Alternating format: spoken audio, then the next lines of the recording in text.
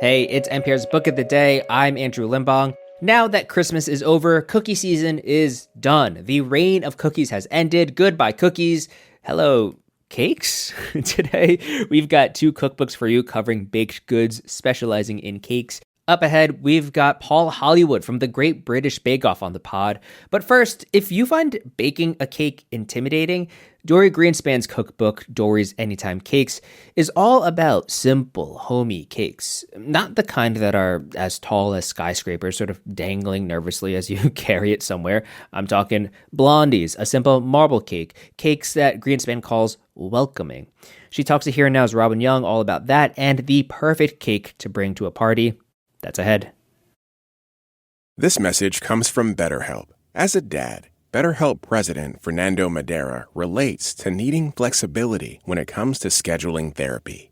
I have kids under 18, so time is very limited. That's why at BetterHelp, our therapists try to have sessions, sometimes at night, depending on the therapist, or during the weekend. So I think that's what we need to tell the parents. You're not alone. We can help you out. If a flexible schedule would help you, visit betterhelp.com/NPR for 10% off your first month of online therapy. This message is sponsored by DSW, the birthplace of the humble brag, full of all kinds of shoes that get you at prices that get your budget. And when there are never-ending options for every style, mood, occasion, and budget, there is unlimited freedom to play. And that's something to brag about. So go ahead, stock up on fresh sneakers from your favorite brands, or try those boots you always secretly knew you could pull off. Find the shoes that get you at prices that get your budget. DSW, let them surprise you. It's here and now. If ever cake was to have its moment, it is now. People are riveted to televisions, watching not one but a dozen baking shows, bakers racing to create cakes disguised as a bowl of soup, or waterfalls of cascading fudge, often requiring would-be bakers to look up ingredients in an online culinary encyclopedia. Why, we ask, can't we just have simple cake like Grammy used to make? Oh, wait, look, there's a recipe for Grammy's Easy Cake. Or at long last, can we have a sheet cake recipe that we can actually handle? Oh, how about the Texas sheet cake at last? That's the name of it. These are recipes in Dorie Greenspan's new cookbook. She's the author of 15 others, but this is the new Dorie's Anytime Cakes. Brownies are there, swirly bundt cakes, layer cakes, cakes that have just one layer. Simple cakes, she says, that let their baked-in personalities sparkle. Greenspan is a James Beard Award-winning author and James Beard Foundation inductee, also winner of France's prestigious Mérite d'Aricole for her contributions to French culinary culture. And she joins us now. Dorie, welcome back. Thank you. Tell us more about what you mean by simple. So I realized after I finished the book, my 15th, that this is really my style of baking, that I like to be able to go into the kitchen and have the satisfaction of making something by hand that's delicious, that I can share with family and friends. Most of them, I think, are familiar. You would recognize the ingredients, the look would be appealing, and you'd say, oh, I know that cake. Some have some very unusual ingredients because, well, a girl's got to play. But these are really homey, comforting cakes. Well, as opposed to the cakes that you have made, a towering wedding cake with cascading fresh flowers. Oh, that made me so nervous to make, and I had to deliver it. Yes, I did that once. And a coal black cake sculpted to look like Darth Vader, made that once. Yeah. So your point is that, yeah, you can do that, the gymnastics of baking. But this is more about what we actually eat, maybe even on a daily basis. So when I was growing up, my mother didn't cook, and if she didn't cook, you can be sure she didn't bake. But she was a great cake buyer. I grew up in Brooklyn, and there were 3 bakeries on the shopping street. And my mother went to all of them. And so there was always cake in the house. I love when you said baking gymnastics. They were these kinds of simple cakes that I think of as welcoming. They say, oh, hi, come into the kitchen, have a cup of coffee, here's some cake. Yeah. Well, the book is divided into chapters: round cakes, cakes with corners, loaf cakes, bundt cakes. We have a bundt cake sitting right here. Producer Karen Miller-Metzen made the marble bundt cake. Talk about bundt cakes and maybe this marble one in particular. Bundt cakes became popular in the 50s, but they really come from an older tradition, as do marble cakes. So marble cakes were made first in Germany in Kugelhof pans. What's that? A Kugelhof is, don't you just love the word? It has crenellations, it has curves, and a Kugelhof is like a yeasty cake. And so a bundt cake is kind of the modern version. And the marble cake was also from the 19th century. And originally it was a white cake and the marbling was spiced molasses. And it's just evolved into being a vanilla cake with chocolate. It's the kind of cake that you can play with. So there's a recipe for a matcha latte cake in the book that's a marbled matcha and coconut milk cake. This is vanilla and chocolate. Very, very classic, very old-fashioned. The way I marble is I put scoops of the batter, the chocolate batter and the vanilla batter in the bundt pan, and then you take a knife, you just squiggle it and swirl it. And you never know. Every marble cake is different. I'm gonna cut a piece of this. I'm gonna hold up so you can see the effect of that. She did it that way too. Can you see that? Oh, so yeah. Is that Oh, good? that's so pretty. And so talk about some of the other cakes in here. Just tick them off. So some of the cakes are cakes that I've made through the years and that I've just tweaked ever so slightly. And at the back of every chapter, there are recipes that are called a treasured favorite. And one of my favorites is the visiting cake. The original was given to me maybe more than 25 years ago by a woman who told me that her mother, she grew up in Sweden, her mother made this cake whenever people were coming. And she said it was so easy to make that when you saw people coming up the road, you could start mixing the batter and it would be ready for them when they settled into coffee and cake time. I love that. I do love too. that. And I was reluctant to change anything because it was so good. But I added some rum-soaked raisins and some apples. And this is made by hand. So it's just a bowl and a whisk, and you have the pleasure of looking at everything as it changes and smelling the ingredients as they come together. Well, and as you say, mixers are fine, but getting your hands going, I love that part of it.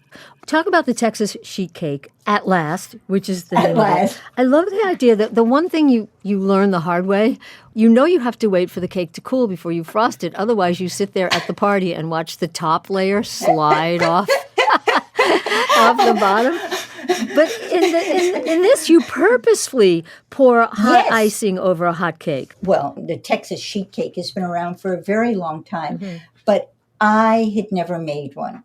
Once I made it, I just loved it for the fact that it's delicious, for the fact it's as big as Texas, it'll feed a crowd, and for exactly what you said, Robin. It gets frosted while it's warm. This is a terrific party cake. Because it's made in a sheet pan, you can serve it in its pan. So it's really nice to have something that you can just bring to the table. Right. You can play with the kind of chocolate that you use, probably substitute yogurt for buttermilk, but it's essentially a classic cake. You say play around. There's a little column in the book called Playing Around. On the walnut mini loaves, your notes include just before sliding the pan into the oven, top each loaf with quick brown sugar streusel, or bake in jumbo muffin tins, but stick with the recipe. What I think people should do is follow the recipe exactly as it's written the first time. And then once you know how it's meant to be, you can tweak it the way you would like. I have little playing around notes in many of the recipes because I like bakers to take ownership of their cakes. I like them to be able to say, oh, I don't have walnuts, but I've got pecans, so why don't I use those? Karen also baked, and I'm going to hold them up. This is your cookie butter blondie. about that? Gorgeous, right? Oh, they look great. I'll just be taking all the edges if no one else minds. But it uses Biscoff cookie butter. What is that? So, do you know the cookie, the speculoos? It's a crunchy shortbread cookie that's spiced. It's often called Biscoff here. That's the brand name. And they make a cookie butter out of it. So it's the butter and the cookie whirred together until they are like peanut butter, but more delicious, I think. And so I used some of that in the blondies. And I also took pieces of the cookies. They soften in the batter, but you get that little bit of change of texture and you get a double whammy of the spice and the deliciousness. Oh, man, those are great. Give us a quick lightning round tips for people. Do let a cake cool before you ice it. Make sure to preheat your oven. Really preheat it. When that little button dinger goes off, don't believe it. Preheat for another 15 minutes. It's really important to get the whole oven chamber hot. Plumping fruit. If raisins or cranberries are hard when you put them into a cake, they're not going to get any better. So dunk them in hot water for about a minute, drain them, pat them dry. If you want, you can put them in tea or in something boozy to give it a little more flavor. But make sure the fruit is soft before it goes in. Measuring sticky ingredients.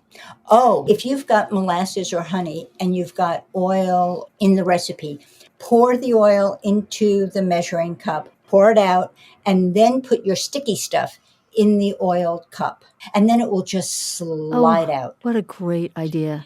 Genius. Stirring versus folding. Stirring is mixing. Folding is when you use a spatula. So if you have two ingredients that have different consistencies, so you have a batter, and let's say you want to fold beaten egg whites in, which are delicate. You want to take the edge of your spatula and go under And all the way to the bottom and lift it up. Yeah. Turn the pan under and lift. I actually say this to myself while I'm doing it. Under, up, turn, under, up, turn. It's really that you just, it's a question of being more delicate with folding than with stirring. That's why you won the James Beard Award and I did not. Because you didn't sing to yourself in the kitchen. It's once again a beautiful book. Do you ever get tired of cakes and cookies? I find just when I think, okay, I just am kind of empty, I'll see a fruit or I'll taste something and I'll think, oh, I've got an idea. When I'm working on a book, I see like cakes everywhere. I feel like the more you do something, the more creative you can be. Yeah. Award-winning baker and cookbook author Dorie Greenspan, her new book that celebrates the simple is called Dorie's Anytime Cakes. Dorie, thank you so much, as always. Oh, Robin, it's such a pleasure to be with you. Thank you. This message comes from Jerry. Many people are overpaying on car insurance. Why? Switching providers can be a pain. Jerry helps make the process painless. Jerry is the only app that compares rates from over 50 insurers in minutes and helps you switch fast with no spam calls or hidden fees. Drivers who save with Jerry could save over $1,300 a year. Before you renew your car insurance policy, download the Jerry app or head to jerry.ai/NPR. Paul Hollywood is a host on the Great British Bake Off, and his book is a touch more elaborate than Greenspan's, but it still sounds perfectly doable and pretty delicious. It's titled Celebrate. Once again, here's Here and Now's Robin Young. If you live in the U.S. or Canada or the UK or, well, almost anywhere, you might recognize this voice. The sponge itself, I find a little bit claggy. I think it could come down to your folding. Flavour-wise, stunning. Absolutely delicious, but looks like it's been dropped out of a tree. Ouch. Yes, Paul Hollywood, real name, the celebrated bread baker turned Great British Baking Show judge who rails against the dreaded soggy bottom, that's the death knell for a pie, or the stodgy cake layer, or anything, as you just heard, a bit claggy. Hollywood's also known for his piercing blue eyes, unsettling stare, and the coveted Hollywood handshake, reserved for bake-off contestants who've achieved baking feats that seem to defy the laws of nature. There's so many textures in there, and the flavours are quite sharp, and you've got the nuts in there as well, which adds something to it. Yeah. Hollywood handshake. Hollywood handshake. And then there are the cookbooks. His newest is Celebrate Joyful Baking All Year Round. It's out this week. It's packed with sweet and savory bakes for every season. And speaking of which, there's a new season of the Bake Off, of course. Paul's going to tell us who wins. No, he's not. Paul Hollywood, welcome back to Here and Now. Hello. Thank you for inviting me on. Wonderful to speak with you. And Celebrate is beautiful. It's about gathering around food throughout the year. Tell us more about your aim here. The whole idea of Celebrate is to get people baking in the first place. But doing it with family and friends is more fun. When my son was little, I remember saying to him one Saturday, do you want to play on your PlayStation or do you want to bake with your dad? And he said, I'll bake with my dad. And I couldn't believe it. I went, hang on, baking's cool. This is all good. And his dad is you. I remember baking with my dad when I was a very little girl. Yeah. And it was out of a box. And we were making it for my mother. And I screwed up and I put like 3 cups instead of 1. And so the whole thing became like a malted milk. And it still was one of the best times I've ever had. But you remember it and you still talk about it. And that's the point, surely. Yeah. And how did you choose the recipes in the book? Because you have so many. It's very indulgent and it's very selfish of me. The whole point of the book is my favourite recipes throughout the year. So there's obviously the bake-off chocolate cake. I love this cake. It's a go-to birthday cake, but it's also a celebration of the bake-off or baking show, as they know over here. It's brilliant. Well, it's gorgeous, but we have another one. Go on. This is the chocolate fudge cake coated with these. I'm going to hold it up. Wow. Yeah. Can you see it? I can see it. Yeah. Producer Karen Miller-Medson made it because she's going to open a bake shop someday, and I'm going to manage her. I'll manage it as well. I'm there. But let's describe it. It's got these decorative chocolate balls on top. It looks like champagne bubbles. Yes. I'm going to slice it up. Yeah. But it's just beautiful. I mean, the whole thing about a good chocolate cake is obviously the chocolate sponge itself. You want that moisture and you want that smell of chocolate. I mean, I used to use Maltesers. You know, the Maltesers on the top, it works beautifully well on the top. You can spray them any colour you wish. Oh, but with edible paint. Yeah, obviously, edible paint. Edible glitter as well, which works beautifully well. Yeah. But when you cut into it, the first thing you should get is a smell of rich chocolate. Good, wholesome chocolate. A good chocolate fudge cake is gooey. You shouldn't be able to lift up a slice and not have your fingers coated in chocolate. That's the point of it. Personally, I love raspberries on it as well because I think it's beautiful. But pouring cream or heavy cream poured onto a chocolate cake as well is a thing of joy. Now, I can see you put it in your mouth. Tell me now. I'm sorry, were you saying something?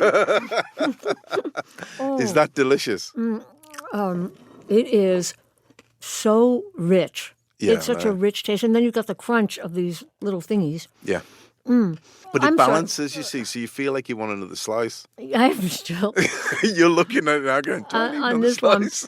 We'll talk about, pardon me for talking with my mouth full. That's right. As fans of the show know, in your book you've got traditional British recipes, Bakewell tarts, Chelsea buns. Yeah. You've also got peanut butter cookies. Yeah. There are 2 kinds of things that people bake. I mean, and Americans and Brits aren't always talking about the same thing. Mm-hmm. Last week's Bake Off episode featured flapjacks, and everyone's like, oh, great, pancakes. But they were oat squares, pudding. Yeah. Here is creamy, milk-based in a bowl. Yeah. Pudding in the U.S. is like the Eton mess. Was that one of them, the pudding? Yeah. A good Eton mess is very difficult to beat because it's cream, it's puree, it's curd, it's meringue. That's the key thing. And then fruit. And I love raspberries and I love strawberries. But you can use mango, for instance. Passion fruit works beautifully well. But when you take a spoonful of cream, curd, meringue and fruit, that's it. It's real comfort food for me. Keep talking. I a couple of months ago, I was lucky enough to spend some time with Princess Anne at the palace. Oh, tell. Well, I promised to make the princess some Chelsea buns, which are in the book. Mm-hmm. And describe for Americans.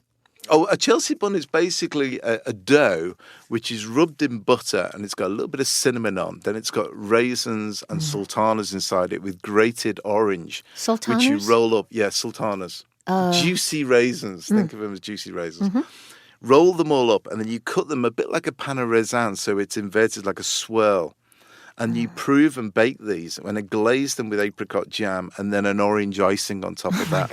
They are delicious. So I was a bit worried taking them to the Princess Anne. So I took her to her, and she loved them. And I displayed them in a little box, which she gave to her family on the Saturday, which I think was the Trooping of the Colour for King Charles. So I was over the moon that she allowed me to spend some time with her. But she loved them, and I got a handshake, so I was very happy. Well, I mean, it was a gift from you, was a too. gift. So there's a gifting Yes. of food. And Yeah. boy, if I could, I would gift the wheat sheaf. It is gorgeous. It's a bread of some kind, a dough of some kind, in the shape of wheat that's been gathered. Yeah. In the UK, I suppose it's akin to your Thanksgiving, which is all about the celebration of the harvest. Now, in the UK, we have it at the end of September, beginning of October, and it's to celebrate the harvest of the fields. So it tends to be in very rural churches. My uncle was a vicar, and I used to make these wheat sheaf out of bread to celebrate the harvest of the wheat. And so I put it in the book, including the little mouse that runs up the side of it as well, because it's very cute. I would shellac it. I would put it on the wall. You need a clock. You need to It's put a so clock. Yes. beautiful. But you also include difficult recipes. There's Yep. very easy ones. Yeah. You also include your version of the classic hot dog. I was going to say, Paul, we already have this. It's called pigs in a blanket or crescent dog. Some people cook a hot dog in a crescent roll. Yeah. But yours is a dough that you make, and then you package the meat inside it with the ketchup and mustard and bake the whole So it doesn't thing. go all over your dress or your trousers or your T-shirt. So the whole thing about the Hollywood hot dog, I should trademark that, shouldn't I? Yeah. Does anyone trademark Hollywood? Don't think anyone's bothered about that name, are they? But the whole thing is the hot dog itself is choose your favourite sausage that you like and cook it 3/4 of the way through. Once you've got all your onions on it and your mustard and tomato and all that, then you roll it up into the roll, seal it, and then so it looks like a petit pain, which is a little French roll. I guess a bit like a sub. And that is then proved and glazed and then baked. But when it's baked, you have a very light, crispy shell on the outside and beautifully soft on the inside. But you have a warm hot dog inside with all your onions and mustard, and it's perfect. Many listeners know there's an American version of the Bake Off. Are we different bakers? I mean, do we have the skill set? What's your sense? No, you do. 5 years ago, I would have said the Brits would have trounced the Americans. But nowadays, it's close. It really. I would love to see an international bake-off now between the US and the UK. I think the standard is excellent now in the US. I think it always has been. We just harnessed some great bakers recently. I mean, I remember Terry Hatcher coming on the show years ago, and she won Star Baker, did an amazing job. David Swimmer, amazing baker. Who knew? He actually produced the tofu curried pie, which I gave a handshake for, and I hate tofu. This is the actor? Yeah, From Friends. This is Ross. Ross was in tears in the tent because I gave him a handshake. Well, look, if someone's new, tick through the top 5 things that will help them succeed. Start with something that will give you a quick fix, like a scone, a heart-shaped strawberry scone, which can be made and baked in 45 minutes. And it tastes amazing with clotted cream, jam. But there's some great cookies in there as well. Chocolate chip cookies, peanut cookies. Do these first with the kids, and I promise you'll get hooked. Yeah. Just a couple more actual baking tips. For me, you need to follow your recipe carefully. So don't play around that much? No, initially follow it and then adapt once you've mastered it. Once you've made it and you want to tweak it afterwards, not before. Right. But I think the thing is, keep your glass clean on your oven so you're not opening the oven door constantly, because that drops the temperature and you end up with a drop in a cake or a drop in a bread. Make sure your oven is nicely serviced, well serviced, so it's actually attaining the temperature that it's saying it should be on. And above all, enjoy it. Get the family involved. Get them all baking and just make something that's going to taste and look amazing. Make it together. Yes. Okay, just one last question. And who is going to win this season? It's just me. Friends break it up. Sorry about that. Did you not get that? Well, very I good. can't tell. My own mother asked me that question. She doesn't. She gets the same answer. Absolutely nothing. Okay. British baking show host Paul Hollywood, his new cookbook, Celebrate Joyful Baking All Year Round. Paul, one last thing we want to show you here. Yeah. Karen also made the spice cake with the ganache. I always say, like, ganaching my teeth. Wow. And pretty, isn't it? That's amazing. What does Yeah. she do for work? I think she's. Hope that she's getting paid a lot of money to produce these because they're amazing. Not enough.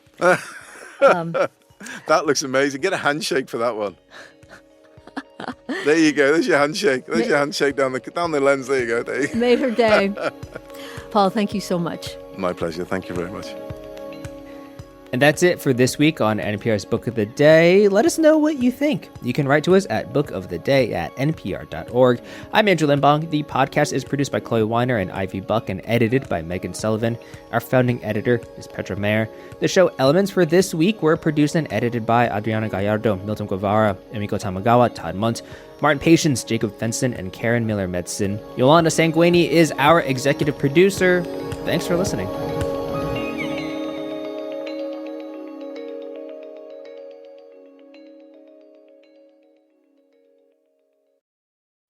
This message comes from Jerry. Many people are overpaying on car insurance. Why? Switching providers can be a pain. Jerry helps make the process painless. Jerry is the only app that compares rates from over 50 insurers in minutes and helps you switch fast with no spam calls or hidden fees. Drivers who save with Jerry could save over $1,300 a year. Before you renew your car insurance policy, download the Jerry app or head to jerry.ai/NPR. This message comes from Greenlight. Ready to start talking to your kids about financial literacy? Meet Greenlight, the debit card and money app that teaches kids and teens how to earn, save, spend wisely, and invest. Start your risk-free trial at greenlight.com/NPR. This message comes from Donors Choose. Donors Choose connects public school teachers with donors to fund classroom needs, including school supplies. Donations put books, art supplies, and student smiles into the classrooms that need them most. Make a difference today. Donate now at donorschoose.org/local.